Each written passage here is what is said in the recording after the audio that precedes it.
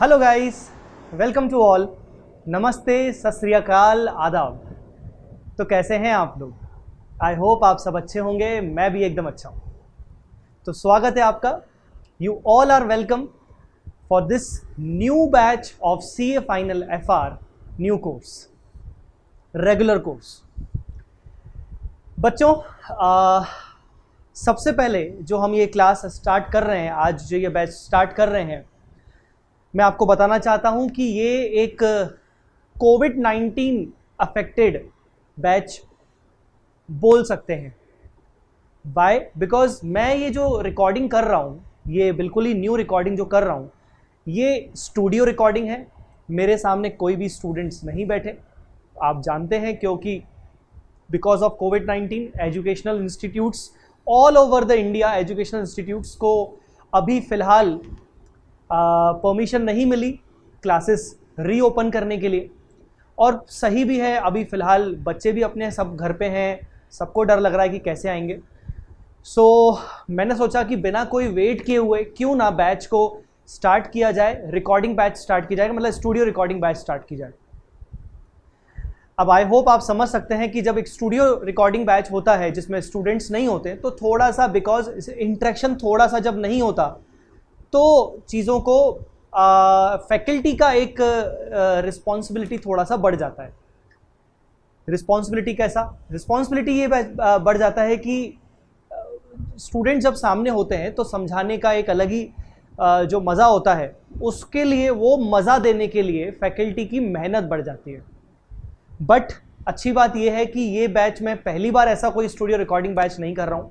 मैं पहले भी कई बार स्टूडियो रिकॉर्डिंग बैच कर चुका हूँ। CA फाइनल के भी बैच में बहुत सारे स्टूडियो रिकॉर्डिंग कर चुका हूँ। सो डोंट वरी, हम बहुत अच्छे से इस बैच को कंप्लीट करेंगे, बहुत अच्छे से कोर्स बहुत ही ब्यूटीफुल तरीके से कोर्स को कंप्लीट करेंगे और आपको मज़ा आ जाएगा और आप एंड में ये बोलोगे, एंड में भी नहीं बल्कि इवन बहुत ही कम दिनों में आप कुछ ही क्लासेस के बाद बोलोगे कि सर एफआर में मज़ा आ रहा है और ग्रुप 1 में हमारा एफआर बहुत अच्छा सब्जेक्ट होने वाला है, राइट।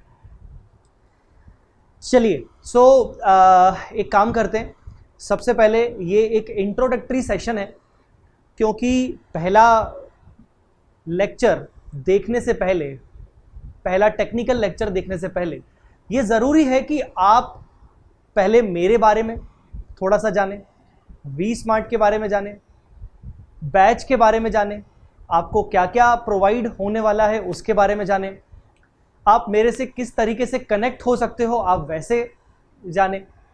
बहुत सारी चीज़ें आपसे पहले बात करूंगा, मैं आपको चीज़ें बताऊंगा, उसके बाद हम फर्स्ट लेक्चर स्टार्ट करेंगे। याद रहे बच्चों, फर्स्ट लेक्चर देखने से पहले आपको ये वाला लेक्चर देखना बहुत ज़रूरी है, राइट। अगर आप ये वाला लेक्चर देख लेते हो तो मेरा ये मानना है कि आपके जो other than study related doubts होते हैं वो आपको क्लियर हो जाएंगे कि किस तरीके से आपको प्रोसीड करना है। तो चलिए थोड़ा सा पहले मेरे बारे में बात करेंगे, फिर उसके बाद मैं कुछ और चीजें आपके साथ डिस्कस करूंगा, राइट। अच्छा जी, वेट अ मिनट, एक सेकेंड, राइट।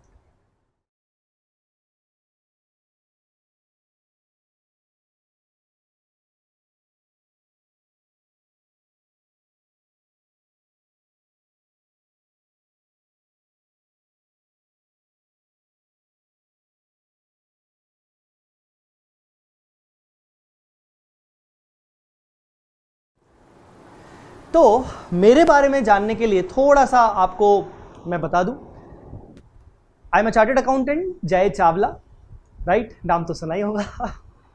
ओके, मैं चार्टर्ड अकाउंटेंट बन गया, सीए बना 2011 जुलाई में रिजल्ट आया, 19 ऑफ जुलाई को रिजल्ट आया। तकरीबन 11 बजे के आसपास मुझे मालूम पड़ा कि मैं चार्टर्ड अकाउंटेंट बन चुका हूँ। ओके, अच्छा जी, लगभग चार्टर्ड अकाउंटेंट बनने तक की जो जर्नी है वो लगभग मैंने 5 साल में कंप्लीट की। मतलब मैंने सीए करना स्टार्ट किया 2006 में और 2011 में अप्रॉक्सीमेटली मुझे 5 साल हो गए और मैंने 5 साल में ये 2 प्रीशियस वर्ड्स को अपने नाम के आगे लगा लिया। आई होप आपको भी मैं बोलूँगा कि आप जल्दी से जल्दी पर लगाएं और मेरी विशेष यही है, मेरी प्रार्थना रहेगी भगवान से, ऊपर वाले से, कि आप जल्दी से जल्दी सीए बन जाएं। ठीक है सर, आप कहाँ से हैं? मैं बेसिकली तो भोपाल से हूँ। I am born and bought up in Bhopal. Currently I am in Pune, you can say Pune मेरा एक सेकंड होम है। मैं पुणे में रह रहा हूँ अपनी वाइफ के साथ, दामिनी के साथ। मैंने सबसे पहले भोपाल से ही अपना टीचिंग करियर शुरू किया, अपना प्रैक्टिसिंग करियर शुरू किया। पुणे में मुझे लगभग अब 2 साल लगभग कंप्लीट होने वाले हैं। मैं वी स्मार्ट अकेडमी के साथ फैकल्टी हूँ पिछले 2 साल से, लगभग 2 साल होने वाले हैं। ओके, मैं 2011 से प्रैक्टिस भी कर रहा हूँ और टीचिंग में भी हूँ। मतलब मैं टीचिंग और प्रैक्टिसिंग दोनों में हूँ। स्टार्टिंग के लगभग 7 इयर्स तक मैंने टीचिंग को एज वेल एज मैंने प्रैक्टिस को इक्वल इंपॉर्टेंस दिया। इक्वल इंपॉर्टेंस मतलब मैं टीचिंग पे भी कॉन्सेंट्रेटेड था और मैं प्रैक्टिस की तरफ भी कॉन्सेंट्रेटेड था। प्रैक्टिस में मेरे मोस्टली जो मेरे एरियाज थे वो फाइनेंशियल रिपोर्टिंग, फाइनेंशियल स्टेटमेंट्स के ही एरियाज थे। हालांकि साइड बाय साइड थोड़ा बहुत जीएसटी, इनकम टैक्स, ये सब चीज़ें चलती रहती थी एक्चुअली, बट जो मेरा मेन कोर एरिया था वो यही था, reporting area, financial statements area. हमारी पार्टनरशिप फर्म है साजन कंपनी, उसमें मैं पार्टनर था। मतलब मैं था इसलिए बोल रहा हूँ कि now I am not actively engaged in that firm. Okay, but after 7 years मैंने अपना मुझे समझ में आ गया कि कभी भी एक इंसान 2 नाव में पैर रख के सवार नहीं हो सकता। कभी ना कभी आपको एक पर्टिकुलर डिसीजन पे आना पड़ता है, या तो आपको टीचर या तो फिर as a practitioner chartered accountant बनना पड़ता है। तो मैंने टीचर का रास्ता चुना और मैंने प्रैक्टिस को ग्रेजुअली थोड़ा थोड़ा करके कम करता गया। करंटली मैं यूं कह सकता हूं कि I am not actively engaged in practice, right. मेरे पास पार्ट टाइम सीओपी है, but still I am giving consultancy services to some of the listed and unlisted companies for Ind AS reporting. चलिए, इसके अलावा टीचिंग एक्सपीरियंस की बात करें, क्योंकि 2011 में मैं सीए बन गया था, तो मैं 2011 सीए बनने से पहले ही मैंने पढ़ाना शुरू कर दिया था। सीए में स्टूडेंट्स को, सीए के इंटर के स्टूडेंट्स को वगैरह मैंने पढ़ाना शुरू कर दिया था। तो लगभग मुझे 9 साल का टीचिंग एक्सपीरियंस है। सीए फाइनल की बात करें तो सीए फाइनल में मुझे लगभग पहले आपको पता होगा कि सीए फाइनल का न्यू कोर्स के अलावा एक ओल्ड कोर्स हुआ करता है, आज भी है, जिसके अभी कुछ अटेम्प्ट बचे हुए हैं। तो मैंने जब सीए फाइनल पढ़ाना शुरू किया, तब से लेकर आज तक मुझे लगभग 7 ईयर्स हो चुके हैं सीए फाइनल पढ़ाते हुए। टोटल टीचिंग करियर मेरा 9 ईयर्स का। इसके अलावा मैं मतलब एफसीए हूँ, एमकॉम हूँ, है ना, एमकॉम बहुत ज़रूरी है बताना। मैं डीसा सर्टिफाइड हूँ। डीसा आपने सुना होगा, इंफॉर्मेशन सिस्टम के रिस्पेक्ट में जो डिप्लोमा सर्टिफिकेट होता है, डिप्लोमा कोर्स होता है आईसीआई का, मैंने डीसा क्लियर किया है और मैंने आईएफआरएस सर्टिफिकेट भी क्लियर किया है आईसीआई का। करंटली मेरी कुछ स्टडीज़ और साथ साथ रनिंग चल रही हैं, जिनको मैं बहुत ही कम ध्यान दे पा रहा हूँ, बहुत ही कम टाइम दे पा रहा हूँ, बट मेरी कोशिश है कि आगे चल के इन सब चीज़ों में मैं वो चीज़ भी जोड़ दूँ। अब आप बोलोगे सर वो कौन सी चीज़ है, वो मैं नहीं बताऊँगा। क्या है, स्टार्टिंग में कभी भी चीज़ों को नहीं बताना चाहिए जब आप कर रहे होते हो। आप एक बार बन जाओ, उसके बाद आप सबको बताओ कि मैं तो ये कर रहा था और अब देखो मैं बन गया। क्योंकि पहले से ही हम जब ढोल पीटना शुरू कर देते तो उसका मज़ा नहीं आता, फिर पता नहीं हम वो चीज़ पता नहीं हो पाए ना हो पाए, कैसे मज़ा आए। तो अभी मैं कुछ कोर्सेज कर रहा हूँ, इंटरनेशनल लेवल का कुछ कोर्सेज कर रहा हूँ, आई होप। और आप भी प्लीज़ ज़रूर विशेष करिएगा कि मैं जल्द से जल्दी वो कोर्सेज कंप्लीट कर लूँ। मैं आपको ज़रूर बताऊंगा आगे चल के जब कंप्लीट होगा। एनीवेज, नेक्स्ट मुद्दे पे आते हैं, एफआर रेगुलर कोर्स। सर ये एफआर रेगुलर कोर्स में आपको क्या क्या दिया जाएगा, ध्यान से समझिएगा मेरी बात। एफआर रेगुलर कोर्स में आपको क्या क्या चीज़ें दी जाएंगी। रेगुलर कोर्स में आपको बुक्स कौन सी मिलेगी, मैं आपको सबसे पहले यहाँ पर मैं आपको बुक्स के बारे में बताऊंगा, एंड बुक्स का मैं आपको एक टूर भी करवाऊंगा। मतलब मैं आपको बुक्स बताऊंगा भी सही कि मेरी बुक्स जो रहती हैं वो किस तरीके से दिखती हैं, आपको कौन कौन सी बुक्स मिलेंगी, राइट। सबसे पहले आप ध्यान से देख सकते हो, मेरी 3 टाइप की बुक्स हैं। पहला रेगुलर मॉड्यूल्स, आपको 3 रेगुलर मॉड्यूल्स मिलेंगे, वो फुली कलर्ड होंगे, मल्टी कलर मॉड्यूल्स होंगे, राइट। उसमें पूरा कंटेंट जो है उसको 2 हिस्सों में डिवाइड किया गया है। एक तो टेक्स्ट कंटेंट, जो अपना कॉन्सेप्ट्स होते हैं उनको सिंपल लैंग्वेज में डिस्क्राइब किया गया है ताकि आपको अच्छे से समझ में आ सके। जब आपका बैच कंप्लीट हो जाए, एग्जाम टाइम पर आपको ये फील ना आए कि अरे यार मैं फिर से पढ़ूंगा तो पता नहीं बहुत देर लग जाएगी, ऐसा कुछ फील नहीं आएगा। और इसके अलावा दूसरा जो कंटेंट है वो है क्वेश्चंस का। तो क्वेश्चंस जो हैं वो क्वेश्चंस कहाँ से लिए गए, क्वेश्चंस लिए गए आईसीआई के मॉड्यूल से, राइट, आईसीआई के मॉड्यूल से। इसके अलावा ओल्ड सिलेबस के कुछ सिलेक्टेड क्वेश्चंस लिए गए, जहां जहां जो जो चीज़ें एप्लीकेबल हो सकती हैं, जो जो क्वेश्चंस एप्लीकेबल हो सकते हैं। और इसके अलावा मैंने कुछ इंटरनेशनल बुक्स, जैसे कि सिंगापुर का जो चार्टर्ड अकाउंटेंसी कोर्स है वहाँ का, आईएफआरएस के जो बुक्स है, मैंने वहाँ से कुछ सिलेक्टेड क्वेश्चंस लिए हैं।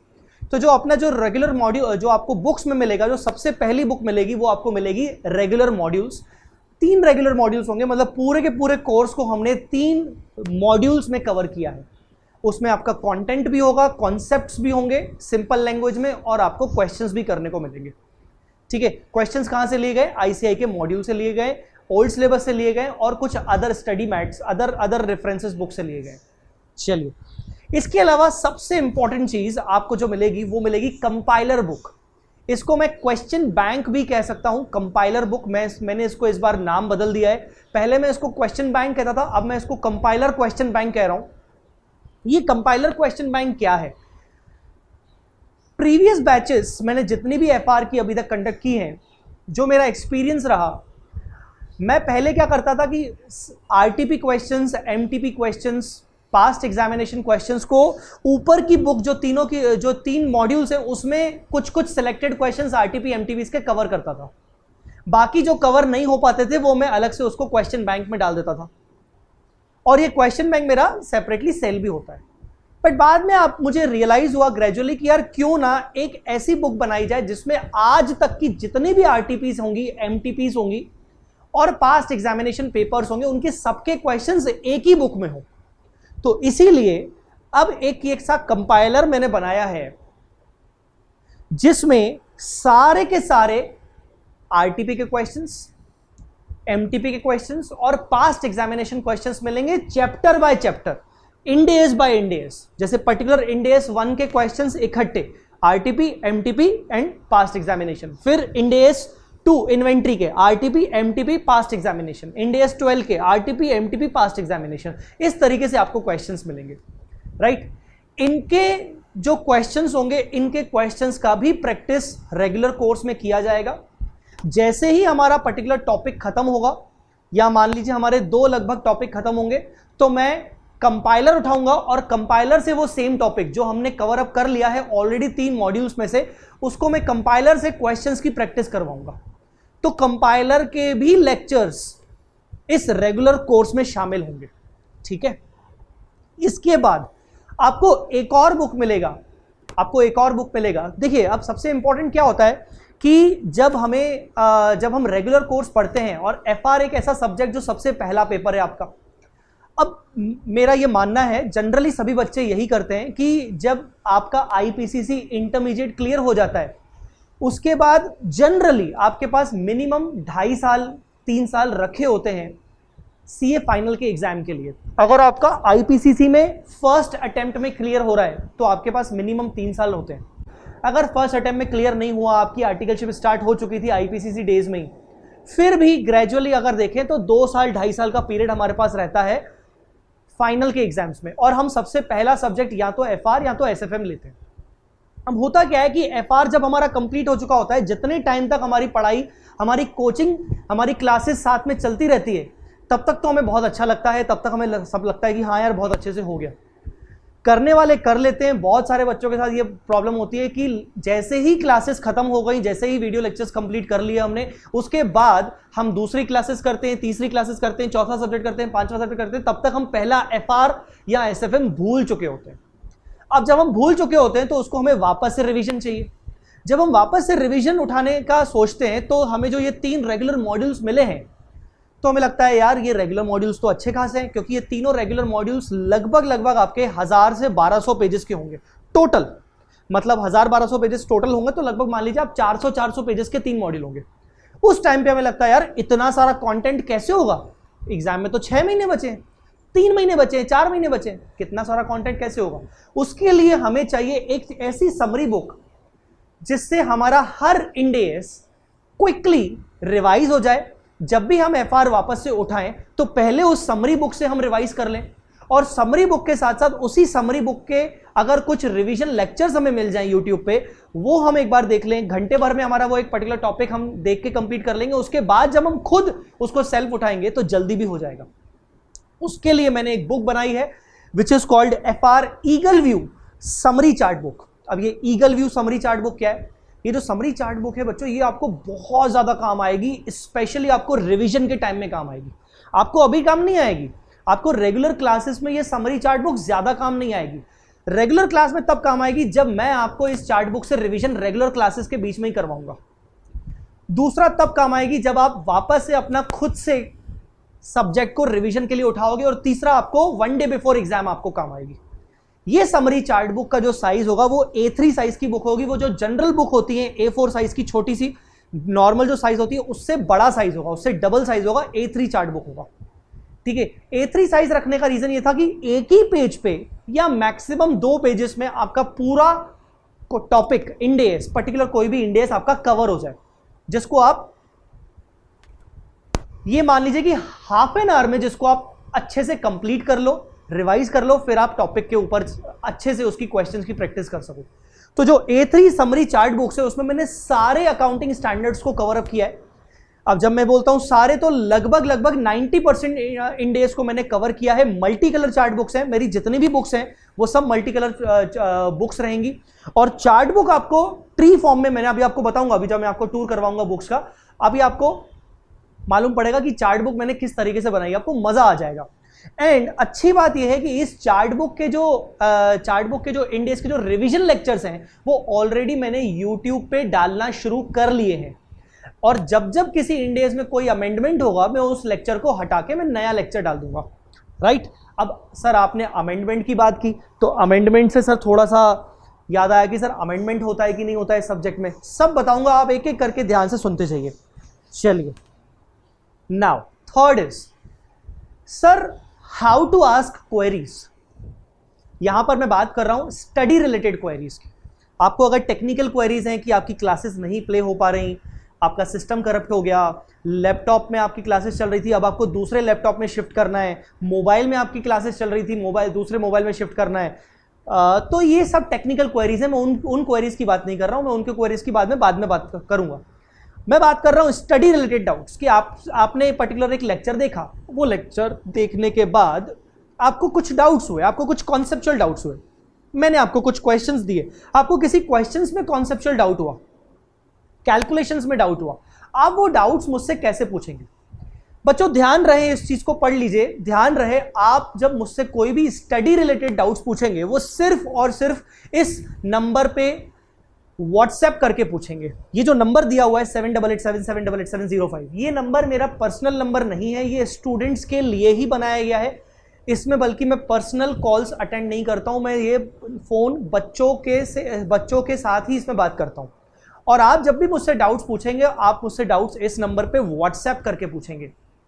याद रहे, आपके डाउट्स अगर इंस्टाग्राम पे आ रहे हैं, अगर आप इंस्टाग्राम पे मुझे फॉलो कर रहे हो, अगर आप अपने डाउट्स मुझसे एफबी पे पूछ रहे हो, अगर आप मेरे एफबी पे फ्रेंड्स हो मैसेंजर पे, या अगर आप मुझसे डाउट्स टेलीग्राम पे पूछ रहे हो, क्योंकि टेलीग्राम में मेरा ग्रुप भी है, चैनल भी है फाइनल का, तो उन सभी जगह पर मैं आपके डाउट्स एंटरटेन नहीं कर पाऊंगा। याद रहे, डाउट्स एंटरटेन करने का एक ही तरीका है, वो रहेगा व्हाट्सएप। आप बोलोगे सर एक ही तरीका क्यों? बच्चों देखो, मैं जानता हूं कि मैं अगर एक ही तरीका फॉलो करूंगा तो मैं प्रॉपरली उस चीज को ध्यान दे पाऊंगा। अगर मैंने आपको बोल दिया कि यार डाउट्स आप मुझे कहीं भी पूछ सकते हो, या टेलीग्राम पे भी पूछ लो, व्हाट्सएप पे भी पूछ लो, तो मैं दोनों जगह उलझ जाऊंगा। तो सिंप्लीफाइड करने के लिए मैंने आपको ये नंबर दिया है, नंबर में आप मुझसे डाउट्स पूछेंगे व्हाट्सएप। अगर आपके पास व्हाट्सएप नहीं है, आपने अनइंस्टॉल करके रखा है, आपके फैमिली मेंबर में किसी के पास व्हाट्सएप होगा तो आप उनके थ्रू मुझसे व्हाट्सएप पे पूछ सकते हो, उनके नंबर से पूछ सकते हो, या सिंपल टेक्स्ट भी कभी कभार आप मुझसे कर सकते हो अगर आपके पास कोई क्वेश्चन की इमेज वगैरह नहीं है। अब याद रहे, जब भी आप मुझसे डाउट पूछेंगे व्हाट्सएप में, तो आपको मेरी तरफ से जिस टाइम पे आप मुझे मैसेज करोगे, आपको मेरे यहां से आपको एक ऑटो रिप्लाई मिलेगा आपको, जिसमें आपसे पूछा जाएगा कि अगर आप मेरे स्टूडेंट हैं तो आप अपना नाम बताइए, आप अपना नंबर बताइए, नाम बताइए, आपने कौन सा सब्जेक्ट लिया हुआ है, क्योंकि मैं इंटर भी पढ़ाता हूं, आप वो बताइए, ठीक है ना, आप कौन सी सिटी से बिलोंग करते हो, आपने रेगुलर कोर्स लिया है कि फास्ट ट्रैक की बूस्टर, आप वो मुझे सब बता दीजिए।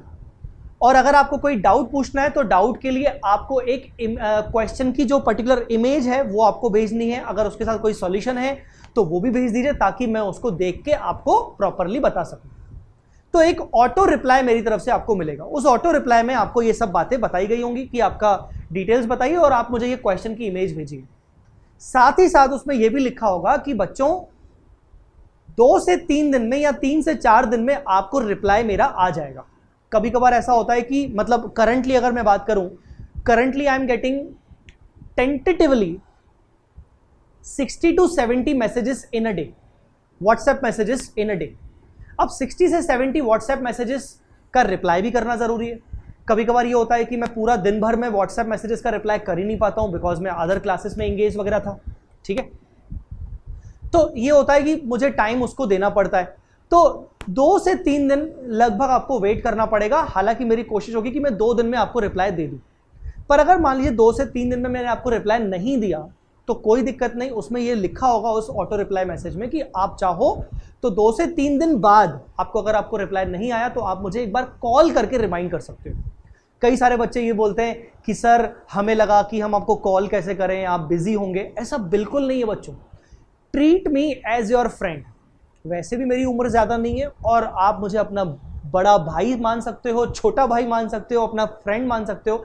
आप बेझिझक मुझे कॉल करिए और कॉल करके मुझे बोलिए कि सर हमें डाउट्स हैं, मैंने आपको मैसेज किया हुआ था, मेरा नाम ये है, आप प्लीज़ वो मैसेज देख लो या फिर मेरा डाउट मुझे फ़ोन पे सॉल्व करके दो। आप मुझे बिल्कुल फ़ोन कर सकते हो। और फ़ोन करने का भी ऐसा कोई टाइम वाली बात नहीं है, टाइम इशू नहीं है। बस कोशिश करके रात को 10 बजे के बाद ना हो कॉल और सुबह 8 बजे से पहले ना हो। बाकी अगर मैं रिकॉर्डिंग में रहूँगा, मैंने आपका कॉल पिक नहीं किया होगा, तो मैं आपको डेफिनेटली कॉल बैक करूँगा, डोंट वरी, ठीक है।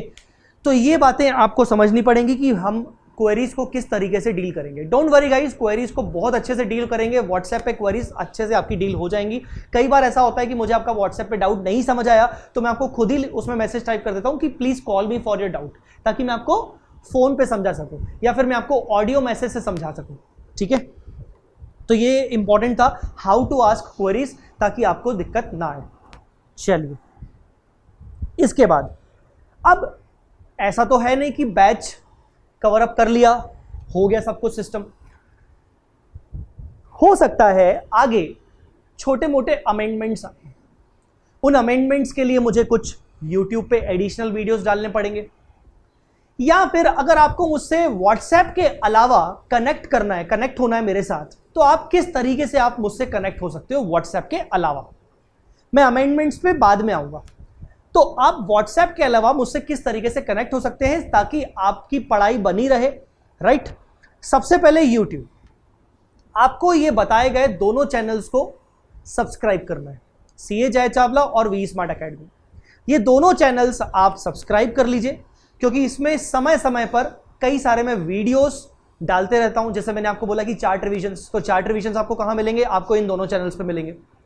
अब जैसे मैंने आपको बोला कंपाइलर क्वेश्चन बैंक के कुछ क्वेश्चंस हो सकता है मैं आगे चल के उनको YouTube पे भी डाल दूं, तो YouTube के दोनों चैनल आप सब्सक्राइब कर लीजिए। ये आपके लिए बेनिफिशियल है। मैं ये नहीं बोल रहा हूं कि सब्सक्राइब करो तो मेरे सब्सक्राइबर्स बढ़े, मेरे सब्सक्राइबर्स अच्छे खासे हैं, वी स्मार्ट के सब्सक्राइबर्स अच्छे खासे हैं, बट ये चीज आपके लिए है। चाहो तो सीए बनने के बाद उस चैनल को अनसब्सक्राइब कर लेना, कोई दिक्कत नहीं ठीक है, आप उस चैनल को अनसब्सक्राइब कर लेना, but till the time of studies आप जब तक सीए नहीं बन जाते हो, आप चैनल को सब्सक्राइब करो। क्योंकि कई बार ऐसा होता है कि आप फैकल्टी से या स्टूडेंट से या फ्रेंड से कनेक्ट नहीं होते हो, तो आपको पता ही नहीं चलता कि हो क्या रहा है। अच्छा, सर ने इतने वीडियोस डाल दिए, मालूम ही नहीं था यार, तो आपको नोटिफिकेशन आता रहेगा, मालूम पड़ता रहेगा।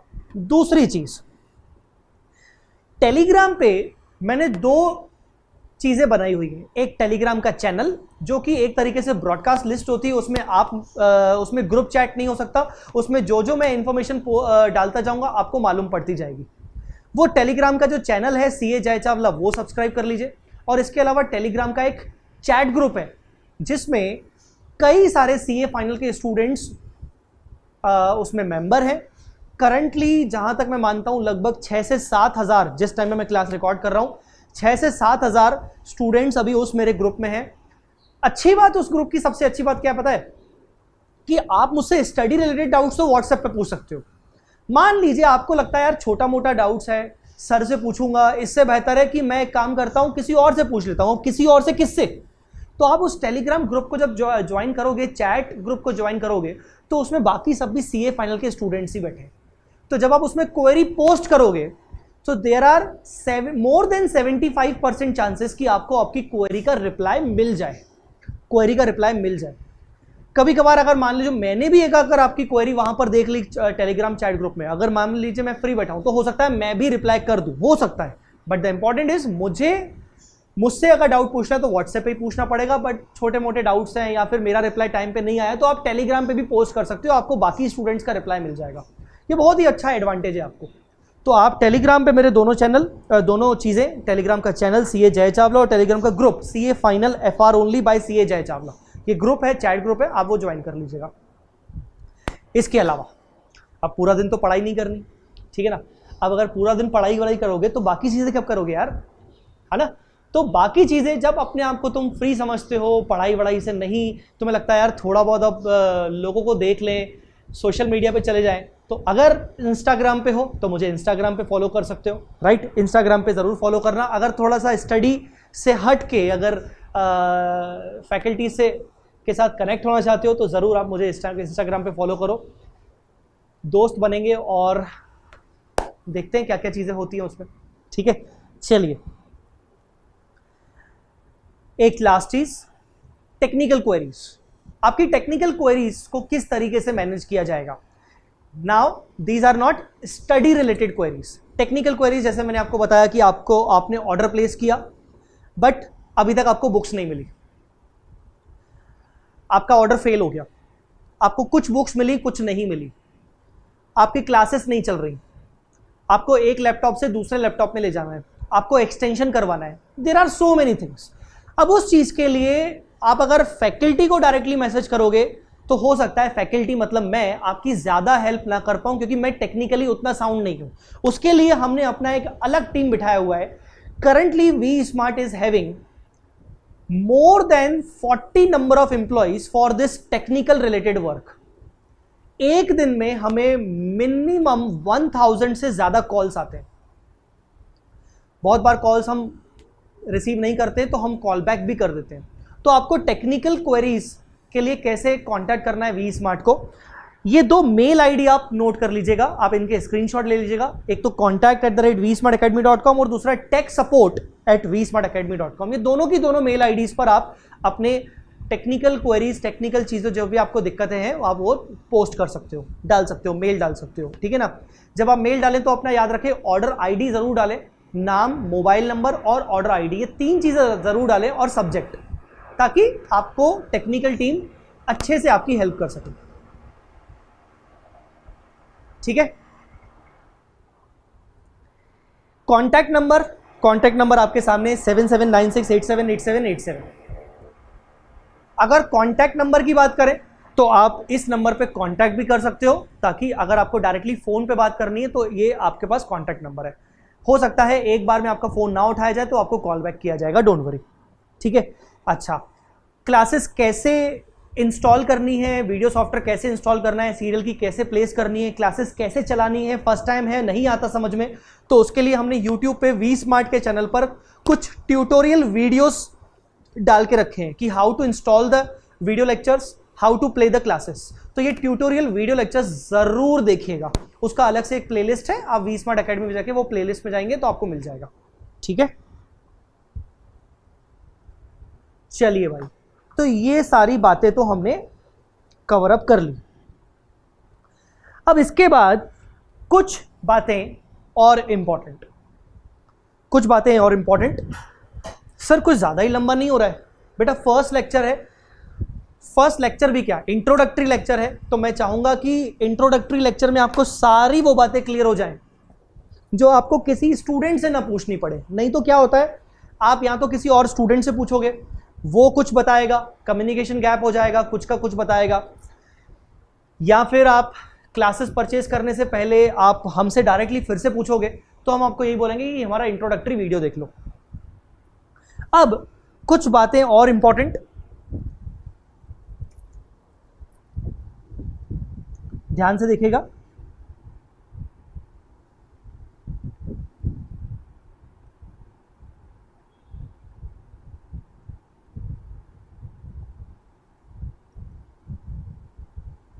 ये हमारा जो कोर्स है वो FR रेगुलर कोर्स बैच है, ये हमारा FR रेगुलर कोर्स बैच है। हम इसको बोल सकते हैं कोविड-19 affected batch.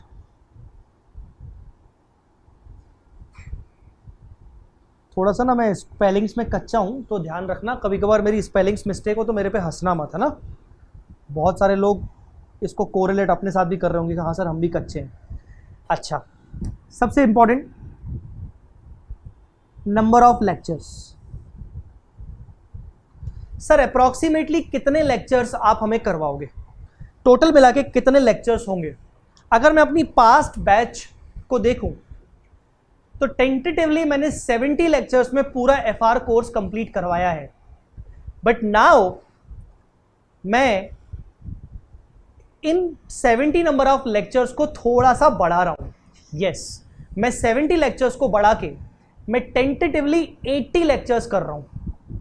Number of lectures लगभग 80 होंगे, 80 अप्रॉक्स होंगे। अब 80 का 82 भी हो सकता है पर 80 से कम नहीं होगा, 80 का 82 भी हो सकता है पर 80 से कम नहीं होगा। ये 80 लेक्चर्स होंगे, इसमें इंक्लूडिंग जो हमारा कंपाइलर है compiler question bank, including compiler question bank lectures. इसमें कंपाइलर क्वेश्चन बैंक के भी लेक्चर्स रहेंगे, ठीक है ना। अच्छा, इसके बाद नंबर ऑफ लेक्चर्स तो ये हो गया। सर ड्यूरेशन हर लेक्चर का कितना होगा? बच्चों लगभग ये मान लीजिए कि लगभग ड्यूरेशन जो रहेगा हर लेक्चर का वो 3 आवर्स का रहेगा या 3.15 आवर्स का रहेगा। 3 घंटे से 3-3.25 घंटे का हो सकता है, कभी कभार 2.25 घंटे भी हो सकता है, डिपेंड करता है, ठीक है। अच्छा जी, ठीक है यहां पर। अच्छा, ये एक स्टूडियो रिकॉर्डिंग है, ध्यान रहे ये एक स्टूडियो रिकॉर्डिंग है। करंटली तो स्टूडियो रिकॉर्डिंग है, मान लीजिए इसी बैच में बीच में ही अगर अलाउ कर दिया गया एजुकेशनल इंस्टीट्यूशंस ओपन करने का, तो हो सकता है शायद मैं इस बैच को फेस टू फेस बैच में कन्वर्ट कर दूं, जिससे आपको इफेक्ट नहीं होगा। बीच में ही मैं हो सकता है अनाउंस कर दूं फेस टू फेस, जो बच्चे मुझे ज्वाइन करना चाहते हैं पुणे में, हो सकता है मैं उनको बोल दूं कि अब आप आ सकते हो, बैठकर देख सकते हो, डिपेंड करता है, ठीक है ना। ये स्टूडियो रिकॉर्डिंग बैच है, याद रखिएगा। अच्छा, जो मैंने आपको बुक्स की बातें बताई, क्या होता है जब तक हमारा कोर्स, हमारा जब तक बैच कंप्लीट नहीं हो जाती, लगभग 10 से 15 लेक्चर्स जब हमारे हो जाते हैं, उसके बाद ही हम बैच को अवेलेबल करवाते हैं सेल के लिए, मतलब परचेज करने के लिए। जैसे मान लीजिए मैंने 15 लेक्चर्स ले लिए, उसके बाद ही आपको वी स्मार्ट अकेडमी वेबसाइट पर, या फिर आप जहां से भी परचेस करना चाहते हो, फ्रेंचाइजीज हमारे परचेस करना चाहते हो, वहां से आपको, उसके बाद ही आपको अवेलेबल होगा। अब बैच तो करंटली रनिंग हो रहा है, लगभग 15 लेक्चर्स ही हुए अभी तक, तो क्या होता है साथ में मेरा बुक्स पे भी काम चलता जा रहा है। तो इनिशियली जब तक मेरा बैच कंप्लीट नहीं हो जाता, हो सकता है तब तक बुक्स का डिलीवरी आपको पार्शियल मिले मतलब कुछ बुक्स आपको फर्स्ट शिपमेंट में मिले, फिर कुछ बुक्स आपको सेकंड शिपमेंट में मिले, ऐसा हो सकता है। तो बुक्स के मल्टीपल शिपमेंट्स हो सकते हैं, पॉसिबल हो सकते हैं टिल कंप्लीशन। जब तक बैच कंप्लीट नहीं हो जाता तब तक आपका बुक्स का मल्टीपल शिपमेंट्स हो सकता है, उसके लिए रेडी रहें, ठीक है बेटा। बैच के बारे में मैंने आपको बता दिया, ठीक है। क्वेरीज के बारे में बता दिया, ठीक है। नंबर ऑफ क्वेश्चंस के, अच्छा हाँ, नंबर ऑफ क्वेश्चंस, सर हम अप्रॉक्सीमेटली कितने क्वेश्चंस का प्रैक्टिस करेंगे? आप मान के चलिए अप्रॉक्सीमेटली 600 से 700 नंबर ऑफ क्वेश्चंस का हम प्रैक्टिस करेंगे, जिसमें से हम मैक्सिमम क्वेश्चंस को क्लास में ही कवर करेंगे। कुछ क्वेश्चंस जो रिपीटेटिव बेसिस वाले हैं, जिनके टाइप के क्वेश्चंस हम ऑलरेडी क्लास में कवर कर चुके हैं, जहां जरूरी है कि अब आपकी खुद की प्रैक्टिस हो, तो वो मैं आपको होमवर्क में दे दूंगा। इंक्लूडिंग कंपाइलर क्वेश्चंस लगभग हमारे 600 से 700 क्वेश्चंस होंगे, ठीक है। इसके अलावा सर अमेंडमेंट का क्या होगा?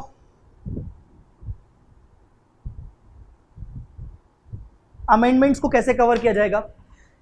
याद रहे बच्चों, एफआर में टेंटेटिवली जितना भी पूरा कोर्स है, पूरे कोर्स की अगर बात करें, एफआर में टेंटेटिवली हार्डली 10% अमेंडमेंट्स होते हैं।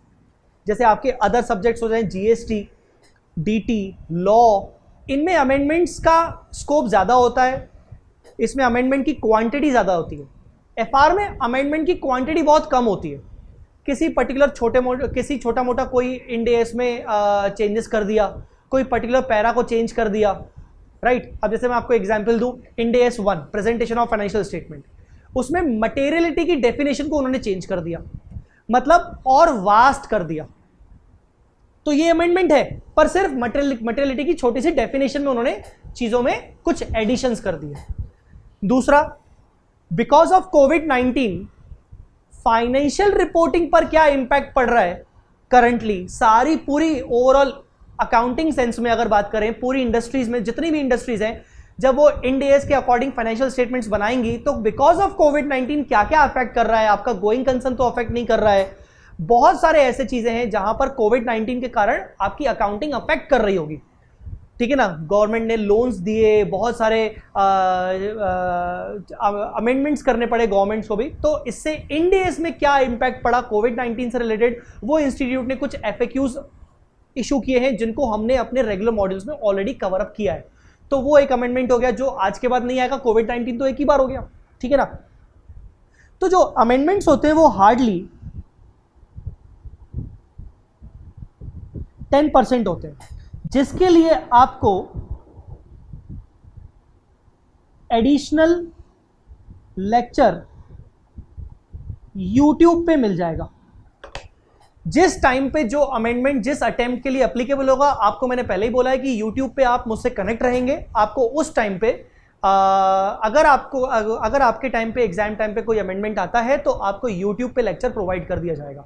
बट मैं आपको एक चीज इंपॉर्टेंट बता दूं, ऐसा नहीं कि आप अमेंडमेंट के चक्कर में FR की बैच करें ही ना। बहुत सारे बच्चे ये सोचते हैं कि यार अमेंडमेंट होते होंगे, FR की बैच हम बाद में करेंगे, बाद में एक बार अमेंडमेंट आ जाए उसके बाद करेंगे। ऐसा मत करना, MCA की मर्जी, जब अमेंडमेंट होने होंगे तब आ जाएंगे, ठीक है ना। तो ये याद रखिएगा कि अमेंडमेंट हार्डली 10% होते हैं, उसके रिगार्डिंग आपको एडिशनल लेक्चर्स प्रोवाइड कर दिए जाएंगे, ठीक है। अच्छा सर, ये बैच कौन से अटेम्प्ट के लिए है, ये बहुत इंपॉर्टेंट है, नहीं तो बच्चे अलग से पूछते हैं सर अटेम्प्ट कौन सा होगा, कौन सा अटेम्प्ट होगा, किस अटेम्प्ट के लिए होगा। याद रहे बच्चों, मैं जब बैच कोई भी स्टार्ट करता हूं, FR का रेगुलर बैच स्टार्ट करता हूं, तो मेरे माइंड में हमेशा ये रहता है कि आने वाले 3 साल बाद बच्चा एग्जाम दे सकता है। मतलब जिस टाइम पे मैं बैच रिकॉर्ड कर रहा हूं या जिस टाइम पे मेरा बैच परचेज किया जा सकता है, मैं हमेशा उस माइंड सेट से पढ़ाता हूं कि यार ऑब्वियसली स्टूडेंट का पेपर हो सकता है 1 साल बाद है, हो सकता है 2 साल बाद है, हो सकता है 3 साल बाद है। 1 साल बाद वाले बच्चे तो बहुत ही कम होंगे जो अभी रेगुलर कोर्स कर रहे होंगे। मिनिमम 2 साल का गैप तो आपका होता ही होता है, और कभी कभार 3 साल का गैप भी होता है। तो याद रहे, आने वाले जितने भी अटेम्प्ट्स हैं, currently at this point of time 2020 चल रहा है, मैं ये कह सकता हूं ऑल फ्यूचर अटेम्प्ट्स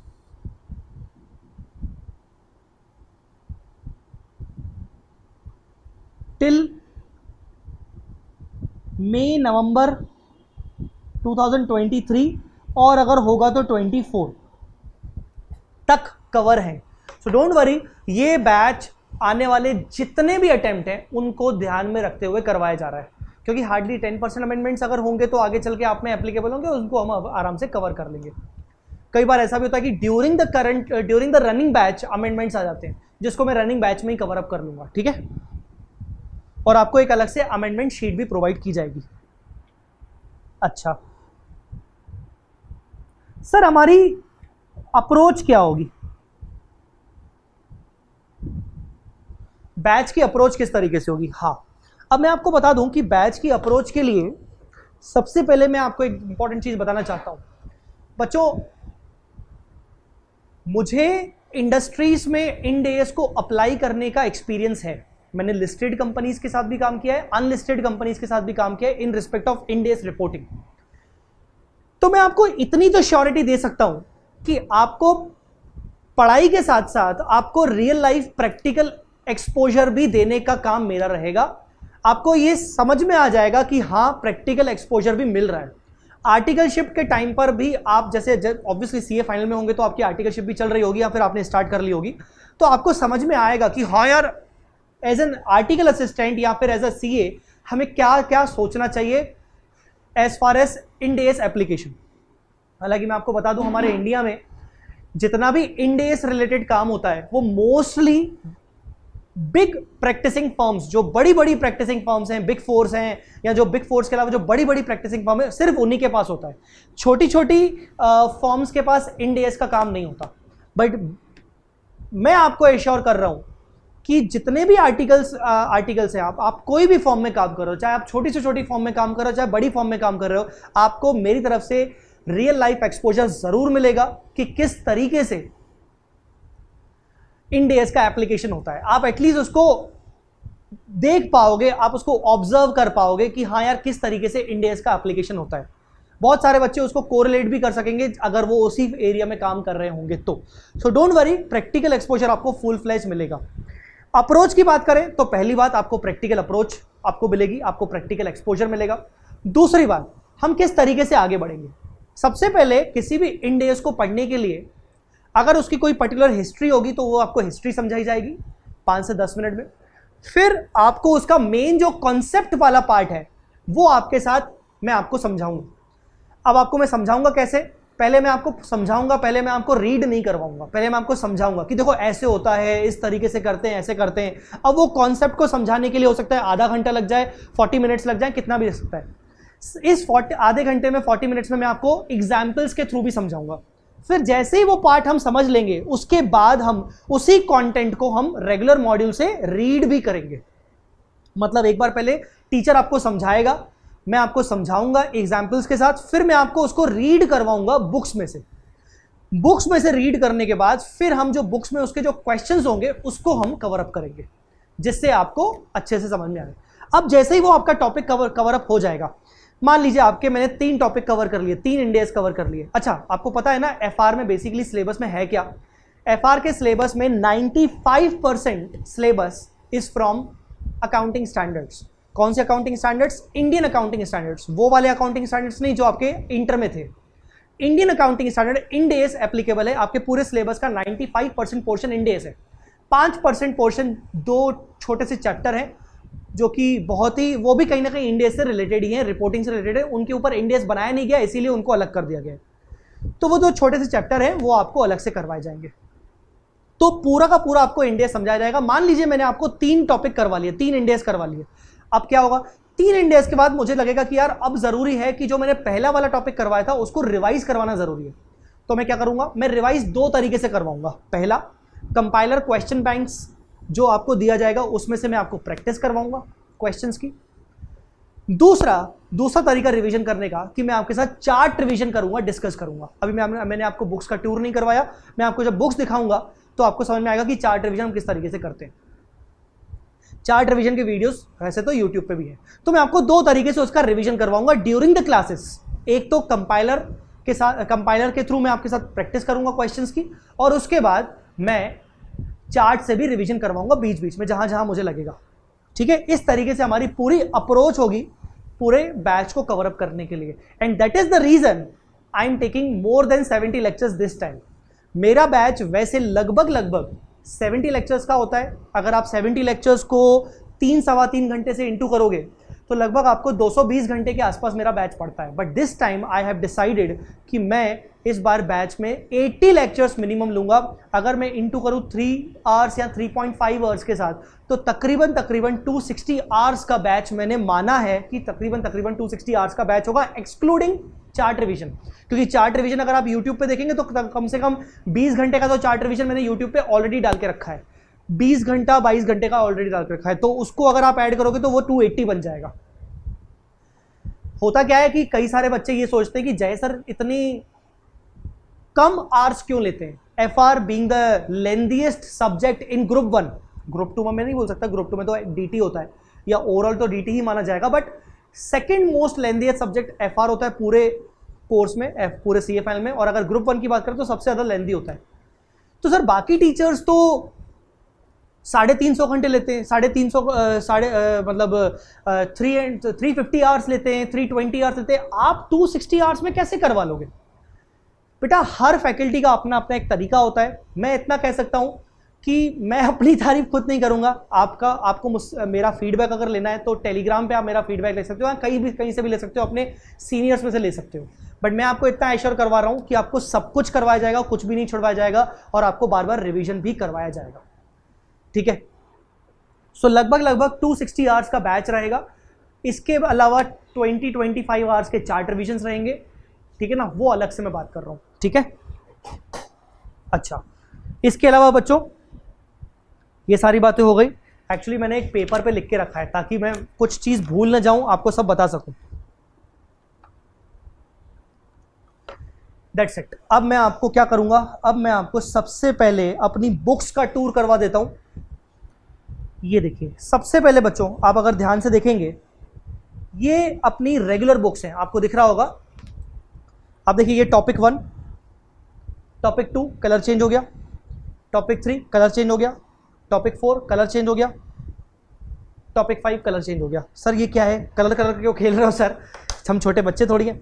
रीज़न ये जो चार्ट बुक, ये सॉरी चार्ट बुक नहीं, हमारे जो रेगुलर मॉड्यूल्स हैं, रेगुलर मॉड्यूल्स कुछ ऐसे रहेंगे। पहले पेज पर आपको इंडेक्स मिलेगा कि हमने इस टॉपिक में कौन से पेज पर क्या क्या चीज़ें कवर की हैं, जैसे एप्लीकेबिलिटी फेज वाइज, फिर important case studies, applicability for banks वगैरह। इस तरीके से हर चैप्टर के साथ आपको एक कोट मिलेगा, जो कोट मुझे अच्छे लगे, जो आपको मोटिवेट कर सकते हैं, ठीक है। बुक में मेरा नंबर लिखा हुआ मिलेगा आपको, व्हाट्सएप नंबर, जिससे आप मुझे कांटेक्ट कर सकते हो। इस तरीके से हमने कवर अप किया है। जो नॉर्मल टेक्स्ट होगा वो ब्लू कलर से आपको दिखेगा, जो हेडिंग होगी वो डिफरेंट कलर से दिखेगी, जो सब हेडिंग होगी वो डिफरेंट कलर से दिखेगी, ठीक है। अगर कोई इंपॉर्टेंट मैंने टेबल बनाया हुआ है वो आपको डिफरेंट कलर से दिखेगा, उसका बैकग्राउंड, ठीक है। इस तरीके से जहां जहां मुझे लगा कि ये इंपॉर्टेंट टेबल है उसका बैकग्राउंड आपको डिफरेंट कलर का दिखेगा, ठीक है बेटा। ये केस स्टडीज रहेंगी, आपको कुछ केस स्टडीज जैसे समझा दी मैंने। अब मैं आपको एक दूसरा टॉपिक दिखा देता हूं जो थोड़ा बड़ा टॉपिक है, जो मोस्ट इंपॉर्टेंट टॉपिक कहलाता है, इंडेक्स 12। अब देखिए यहां पर कलर चेंज हो गया, उस कलर की थीम के अकॉर्डिंग उसका इंडेक्स भी उसी तरीके से बनाया गया है, उसकी थीम के अकॉर्डिंग उसके नीचे फुटर भी वैसा रखा गया है। फिर जो नॉर्मल टेक्स्ट वो ब्लू कलर से, कुछ बीच में चार्ट्स रहेंगे वो ब्लैक कलर से बीच में आएंगे या मल्टी कलर से आएंगे, ठीक है। हेडिंग्स अलग, सब हेडिंग अलग, इस तरीके से रहेगा। जो इंपॉर्टेंट चीजें हैं, जहां जहां इंपॉर्टेंट चीजें हैं उसको थोड़ा बोल्ड किया गया है, डार्क बोल्ड किया गया है, ठीक है। इस तरीके से कवर होगा। क्वेश्चंस और उसके जो सॉल्यूशंस होंगे, इलस्ट्रेशंस और उसके सॉल्यूशंस, उसको अलग फॉन्ट में बनाया गया है, ठीक है। तो इस तरीके से आपके नोट्स आपको मिलेंगे, बहुत ही शानदार तरीके से नोट्स बनाए गए, डोंट वरी, बहुत ही शानदार तरीके से नोट्स आपको बनाए गए। ये देखिए इंपैक्ट ऑफ कोविड-19 का जहां जहां आपको इंपैक्ट दिखेगा, आपको इस क्रीम कलर या फिर येलोइश लुक में आपको कोविड-19 का इंपैक्ट देखने को मिलेगा। जहां जहां येलोइश लुक है मतलब वो आपको कोविड-19 का इंपैक्ट वाली चीजें बताई जाएंगी, ठीक है, स्पेशल सिचुएशंस वगैरह वगैरह। अच्छा, हर टॉपिक में हमने क्या किया है, टॉपिक में जो भी हम पॉइंट डिस्कस कर रहे हैं उसके बाद उसका इलस्ट्रेशन हमने डिस्कस किया। जैसे ही हमारे सारे पॉइंट्स कवर अप हो गए, सबसे लास्ट में फिर हमने क्वेश्चंस फॉर प्रैक्टिस रखा। मोर इलस्ट्रेशंस हो गया जो आईसीआई मॉड्यूल से लिया गया, इलस्ट्रेशन हमने खत्म कर ली तो क्वेश्चंस फॉर प्रैक्टिस रखा। क्वेश्चंस फॉर प्रैक्टिस का हमने सीरीज अलग रखा है, इलस्ट्रेशन का सीरीज अलग होगा, क्वेश्चंस फॉर प्रैक्टिस का सीरीज अलग होगा, उसके साथ उसके सॉल्यूशंस रहेंगे। मैंने कोशिश की है कि मैं 90% से ज़्यादा क्वेश्चन, जितने भी मैंने क्वेश्चन यहाँ पर डाले, 90% से ज़्यादा क्वेश्चन में मैंने सॉल्यूशन डाला है साथ साथ। कहीं कहीं मैंने सॉल्यूशन नहीं डाला, वो मैं आपको साथ में क्लास में सॉल्व करवाऊंगा, ठीक है। तो इस तरीके से हमारा रेगुलर मॉड्यूल रहेगा।